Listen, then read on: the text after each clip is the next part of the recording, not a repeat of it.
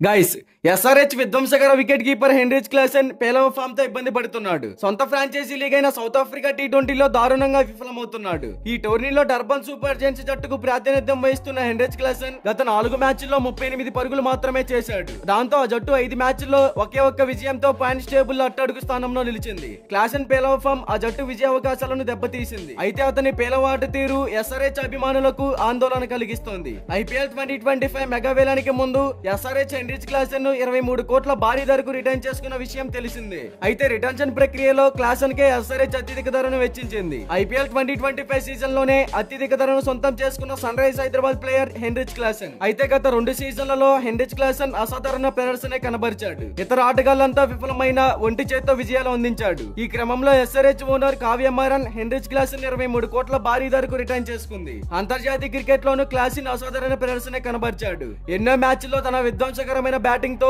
మ్యాచ్లను మలుపు తిప్పాడు. అలాంటి క్లాసెన్ ఉన్నట్టుండి ఒక్కసారిగా ఫామ్ ని కోల్పోయాడు. సౌత్ ఆఫ్రికా టీ20 లీగ్ లో ఒక్క మ్యాచ్ లోనూ ఆకట్టుకోలేకపోతున్నాడు. సొంత లీగ్ లోనే విఫలమవుతుంటే మరో 2 నెలల్లో ప్రారంభమయ్యే ఐపీఎల్ సమయానికి ఫామ్ లోకి వస్తాడా, మునపటిలా రాణిస్తాడా అనే సందేహాలు వ్యక్తమవుతున్నాయి. హెన్రిచ్ క్లాసెన్ అంచనాలకు తగ్గట్లుగా రాణించకపోతే ఎస్ఆర్హెచ్ కు తీవ్ర నష్టం జరుగుతోంది. మార్చి 21 నుంచి ఐపీఎల్ 2025 సీజన్ ప్రారంభం కానుంది. అయితే క్లాసెన్ తో పాటు Pat Cummins, Abhishek Sharma, Travis Head, Nitish Kumar రెడ్డిల కోసమే ఎస్ఆర్హెచ్ ఫ్రాంచైజీ 75 కోట్లు ఖర్చు చేసింది. ఈ 5గురు ఆటగాళ్లను టీం పిల్లర్స్ గా భావించి జట్టును నిర్మించింది. ఈ 5గురు ఆటగాళ్లలో ఒక్కరు విఫలమైన ఎస్ఆర్హెచ్ టీం కుప్పకూలుతోంది. మరి హెన్రిచ్ క్లాసెన్ ఫామ్ పై మీరేమంటారో కామెంట్ చేయండి.